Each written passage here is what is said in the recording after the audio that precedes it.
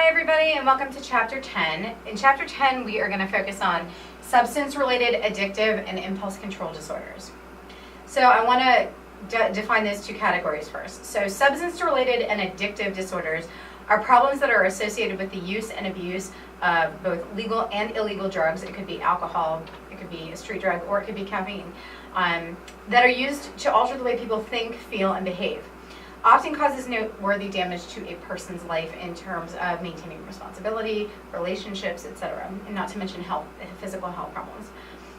Impulse control disorders are disorders that are characterized by an irresistible impulse that has the potential for harm in the individual's life. So I want to just define the two categories first, and first we are going to talk about substance-related addictive disorders. Both of these are controversial categories in the DSM-5 because people tend to hold the view with both substance abuse and with impulse control disorders that there's a personal accountability issue there, that it's a lack of discipline or a will within the individual that's causing the problem, and that if you really wanted to quit doing drugs or quit being an alcoholic or stop losing your temper on people, you just need to exercise some discipline and self-control. So there are some people that say it's an issue of accountability and self-control, but then there's a whole other population of people that say there are people that's part and parcel of the disorder is they lack that, and therefore that's why it's a disorder. So let's start with alcohol use disorder. This is cognitive, biological, behavioral, and social problems associated with alcohol use or abuse.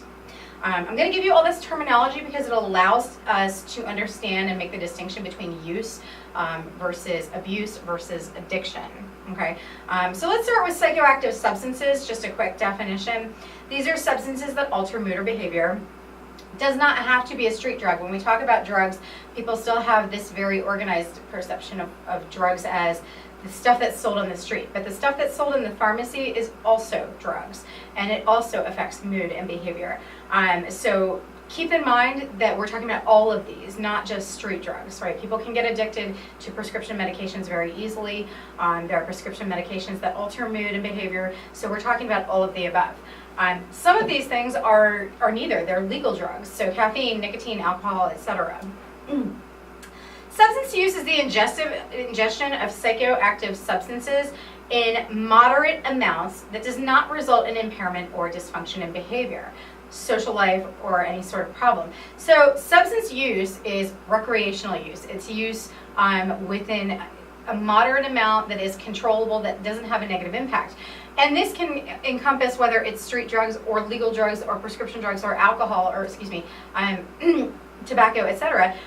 Substance use is any of the above. There are some people that can use street drugs or use prescription drugs recreationally, and it's in a moderate amount, and it doesn't cause trouble. Maybe not the best idea in the world, but if it doesn't cause trouble, it doesn't raise itself to a clinically noteworthy issue diagnosable with one of these disorders. Next is substance intoxication. This is a physiological reaction that results from the ingestion of psychoactive substances that can cause mood changes, impaired judgment, or motor skill problems, or disruption of motor skill problems. All of these things can be fine, or all of these things can lead to serious problems, conflict, job loss, etc. It depends on where you're intoxicated, how intoxicated you are, and how frequently are you getting intoxicated. Substance use disorders. This is the recurring use of drugs or alcohol resulting in life impairment. So there are people who reoccurringly use drugs and alcohol recreationally, but in order for it to become a psychological problem that we treat with formal therapy, it has to come with that issue of impairment. Is their life impaired in some capacity? And what do I mean by impairment? Health problems, right? Drug addicts and alcoholics eventually will see a deterioration of health in many different capacities. Can you meet your work obligations? Can you meet your familial obligations? Are you still able to take care of your house, take care of your car, take care of your personal well-being? People who have extreme alcoholism or extreme drug abuse problems can't maintain everything, and that's certainly impairment. But that's an important distinction to make, is that there are people who can use regularly, and if there's no impairment, then it doesn't raise itself to the point of a clinical problem. Physiological dependence is the need for greater amounts of the substances to experience the same effect or the same high produced by that psychoactive substance. This is also coupled with a physical negative response when there is a removal of this substance. So if you don't do the substance for a couple of days, whether it's alcohol or heroin or whatever, your body is going to go through physical discomfort as a result of the absence. Right? And that physiological dependence is, we really know that it's hitting really hard when you used to use this amount over here and it would get you high or it would get you drunk, and now when you use this amount it doesn't do anything. You need to keep increasing the dosages in order to get that same effect. That's a physiological dependence. Tolerance is the need for increasing amounts of the substance to achieve that desired high, that desired effect. So tolerance and physiological dependence go hand in hand. Tolerance is different in just that it's the term that we use to describe the fact that you are building sort of almost an immunity to response to the drug that you need to keep increasing. There are negative physical outcomes of alcoholism and obviously drug use, but let's focus on alcoholism here. Even with drug use, well, alcoholism or drug use can go through withdrawal symptoms, right? This is a severe negative physiological reaction that occurs in the absence of substance use, which will be minimized or alleviated if you reintroduce the substance. We get back to the physiological dependence. For heroin addicts, for alcoholics, for meth addicts, their body gets used to being fed those substances.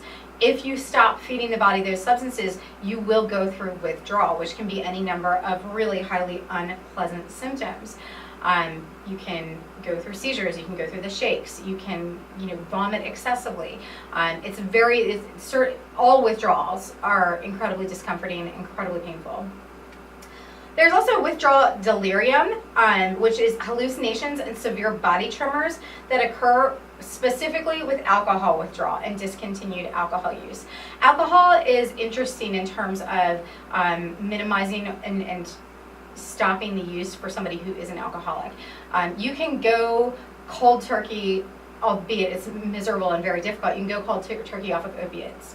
You should not, if you are a severe alcoholic, go cold turkey off of alcohol, because the withdrawal symptoms are more intense, more punishing, and can land you in the hospital, and in some rare instances it can kill you. Withdrawal from opioids isn't going to produce hallucinations, but withdrawal from alcohol can. So I want to make that distinction, right? There's also with extreme alcoholism and then stopping drinking is something called Wernicke-Korsakoff syndrome. This is brain dysfunction, and yes, alcohol does over time deteriorate the brain. If it's used in moderation, it's not going to be an issue. If you are an alcoholic who drinks hard liquor or exceptional amounts of beer every single day of your life, this is going to start deteriorating your brain, and you're going to start seeing a deficit in cognitive function and in motor function. So prolonged alcohol use is Wernicke-Korsakoff syndrome is when the individual starts experiencing confusion, unintelligible speech, and a loss of motor coordination. And all of this is because of that excessive alcohol use. The brain is starting to dysfunction and break down as a result.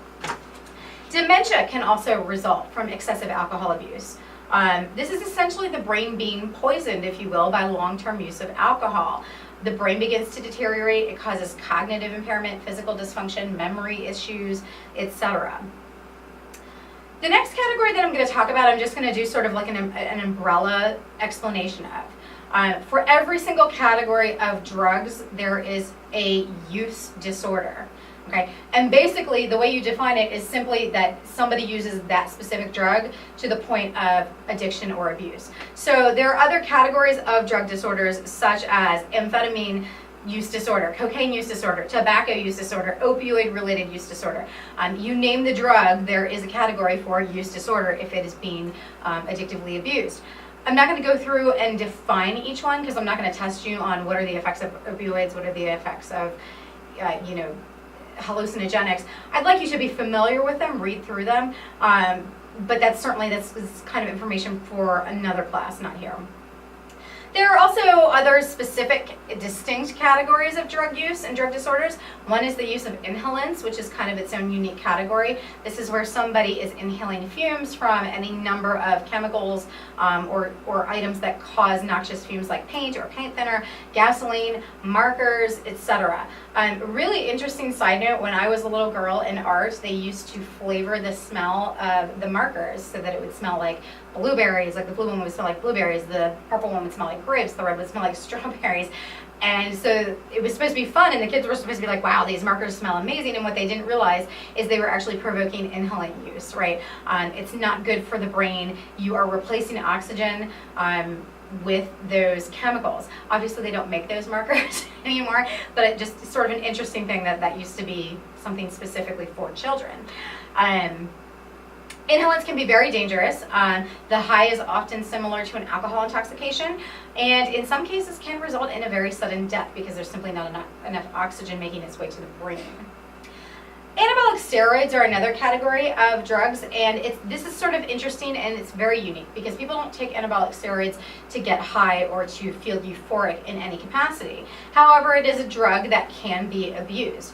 It's frequently used as a prescription drug, but there is a whole market of anabolic steroid drug sales that is done on the street. And the reason for this is it doesn't, like I said, it doesn't alter mood or perception, but it allows people to build muscle mass, it allows people to bulk up, it allows people an increase in strength, right? And it allows people to increase their athletic performance, right? I've known people who use this not only for athletic performance, but some people just use it for appearance. And this is where we sort of get back to drawing a parallel between our eating disorders and that awareness of cultural stereotypes of beauty or cultural definitions of beauty.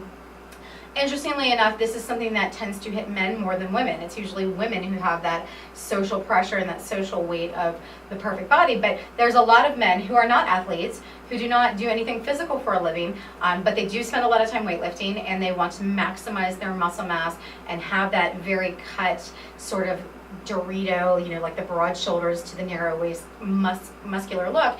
So they abuse anabolic steroids in order to enhance their ability to build that muscle mass. Why is this dangerous? Well, long-term use, steroids aren't meant for long-term use. They cause tissue damage, they cause muscle damage, and for people who really become addicted to this and they really use it heavily, in really severe cases, people have had to have limbs amputated. So it can be very, very, very serious. Let's talk about treatments for substance abuse disorders.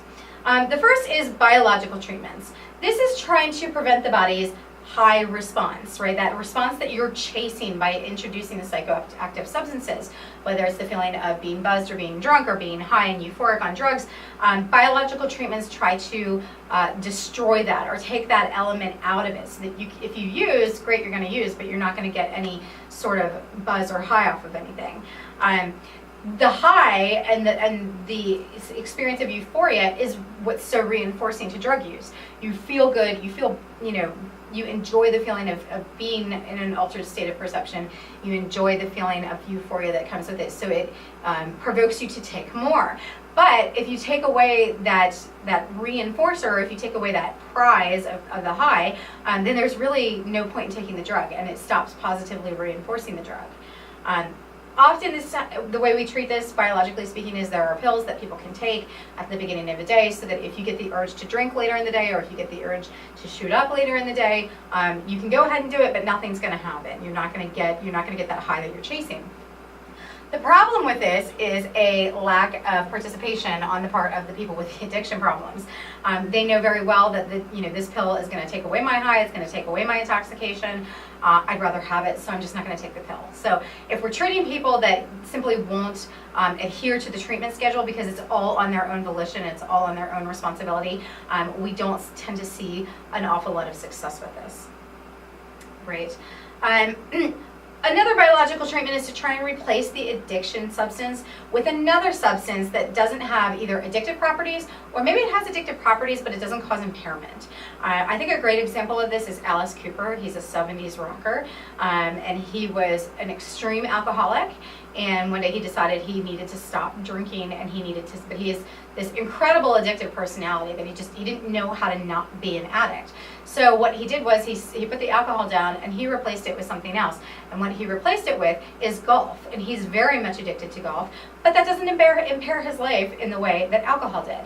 He plays golf every single day of his life. He finds it very addictive, trying to perfect the shots of his long game and his short game.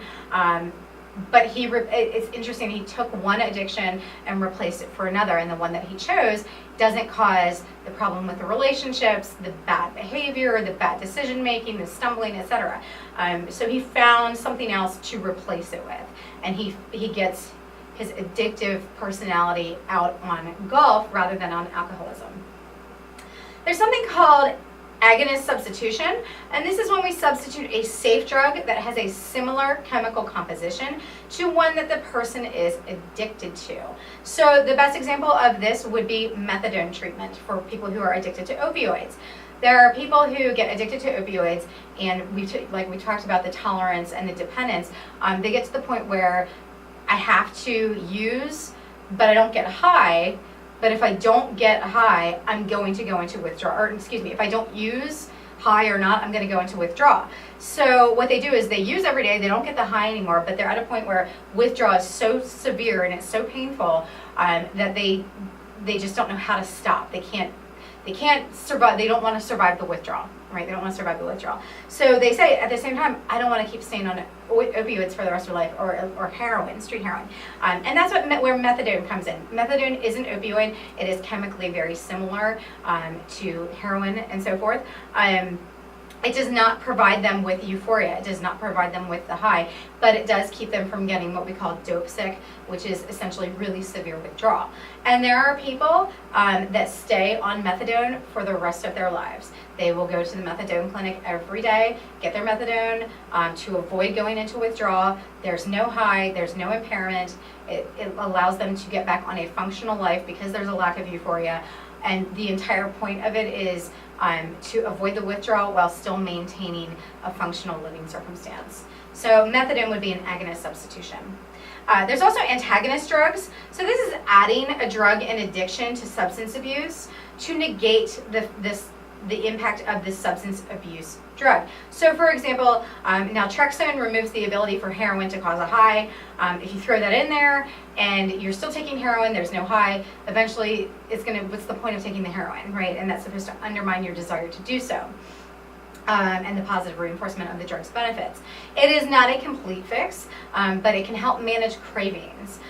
So when people are attempting to abstain from taking substances and they're attempting to get clean, they're attempting to detox, the cravings can be pretty powerful, and this helps keep them at bay while they go through that process. Finally, there's aversive treatment, which is using drug therapy that induces some sort of unpleasant physical consequence as a result of taking this substance being abused. So if we'll introduce a substance that you take that when you introduce alcohol or you introduce a drug, you will start to feel ill. You will start to feel nauseous, like you're going to throw up, etc. It's not fun, right? And you start to associate, rather than I associate positive feelings of euphoria with this substance, I'm starting to associate negative feelings of nausea. And naturally, human beings tend to avoid that which induces nausea. So that's aversive treatment, right? Pairing the substance with something that produces negative physical impact. Again, there's an issue with compliance. People are autonomously taking that substance that's going to induce the illness if they introduce the substance, so they just don't take it, right? So there's a problem with that. Good old psychotherapy, talking about emotional issues, talking about addiction issues, talking about coping mechanisms and avoiding triggers. There's also inpatient facilities, and this is your traditional rehab where people go and they check in for 30 or 60 days, and it's focusing specifically on helping everybody get through the withdrawal symptom, detoxifying their body so that everything's out of their system and they can start over without the influence of the physical dependency or the tolerance issue. Ultimately, the point is to release. There's a lot of group therapy, there's a lot of group support, but the ultimate point is to release them back into the community so that they can manage their addiction and manage their lives independently. There's also group support, so this would be something like Alcoholics Anonymous or Narcotics Anonymous, etc., where people who are alcoholics, people who are drug addicts, willingly come to group meetings. They'll get a sponsor who's somebody who has been in recovery and has been sober for a very long time, who's been through the process, and helps to mentor them and support them through the process. It provides a 12-step program which provides them with rules and milestones that they need to meet in order to work through their addiction. Problem is that, again, this is completely voluntary. So it is about you showing up, and it is about you working the 12 steps, and it is about you working with the mentor or with your sponsor. If you don't go and if you don't try, then it's not going to help you, right? So again, we have an issue of non-compliance. There's a population of people who have just had enough with addiction, and they need help, and they want help, and they are religious about going to the meetings and following the steps. But there's also a lot of people that haven't hit that point yet, or who are mandated by the courts or their parents or their spouse. You need to go to a 12-step program because you're going to go to jail, or I'm going to leave you, or we're going to kick you out, or whatever, which often has less success because that individual is not going to literally sober up. They're going to avoid some other consequence. There's also something called controlled drinking, and this is a very controversial approach to handling alcoholism. So alcoholics in controlled drinking are retaught, right, how to drink alcohol. So alcoholics, instead of drinking throughout the day or binge drinking large quantities in short periods of time, controlled drinking teaches them this is how we just have one or two and sip it slowly and enjoy it and recognize, okay, I'm starting to feel a little buzzed, I'm starting to feel a little intoxicated, it's time to stop.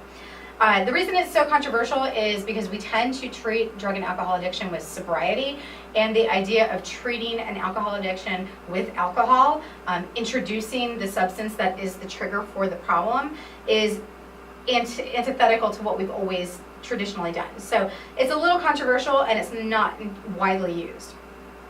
Switching gears, let's go on to impulse control disorders. The first is gambling disorder, which is recurrent gambling behavior that results in clinically significant impairment or dysfunction. And when we say clinically significant impairment or dysfunction, we're talking you have no money because you've gambled it all away. You've gambled away the college funds for the kids. You've gambled away the mortgage. You're losing your house, etc. So it's not just somebody who gambles here and there for fun. It's somebody who can't stop no matter how much they're losing. In the casino and in their lives, they literally can't stop. The impulse is so overwhelming that it's addictive. So it's an actual disorder. Next is intermittent explosive disorder. This is an individual who has episodes where they can act on aggressive impulses, causing serious assaults or property destruction. This is also a controversial diagnosis.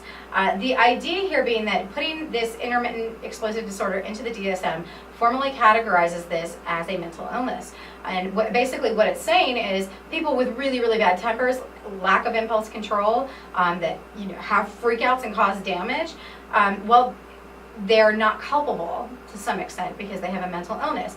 And one of the big concerns about putting this diagnosis into the DSM was we don't want people using this in criminal defenses who engage in physical assaults, murders, rapes, etc., saying, look, I am mentally ill, I have intermittent explosive disorder, I can't control my impulses, I can't control my anger. Look it up in the DSM, it's a real thing, right? So this is very controversial about whether or not this should be in here, because again, it's an impulse disorder, somebody just can't control their temper, but we do, certainly culturally and legally, we don't want to provide this as a get out of jail free literally card.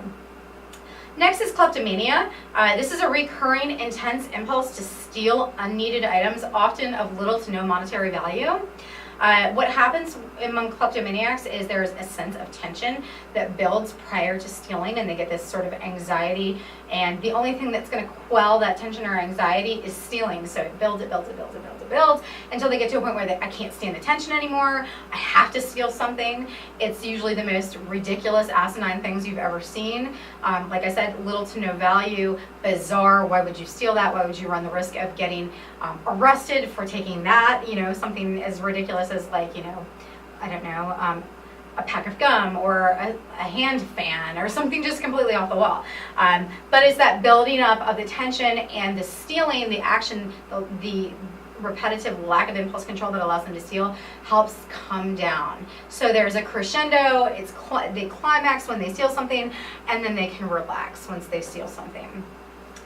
This affects women more than men, notably more than men. It's often comorbid with other mood disorders, and it's very difficult to treat. Okay, so we can treat it with pretty much two ways: cognitive behavioral therapy, which is our go-to for pretty much everything, changing your thoughts to change your behaviors, right? And also the recognition of triggers, that there are some things in the environment, stress, life, work, whatever, that triggers the buildup of that tension and that anxiety, and we need to recognize what those are and avoid them so that the tension never begins. And therefore, if the tension never begins, the impulse problem of stealing never comes to fruition.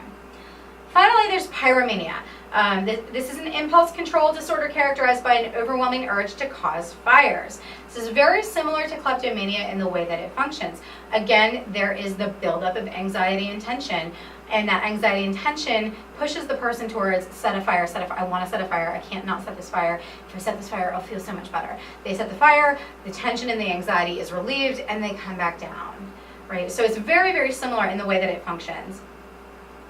Again, it is treated just like we treat kleptomania, with CBT and recognition of triggers and maintenance to avoid the impulse issue to begin with. And that's the end of this chapter.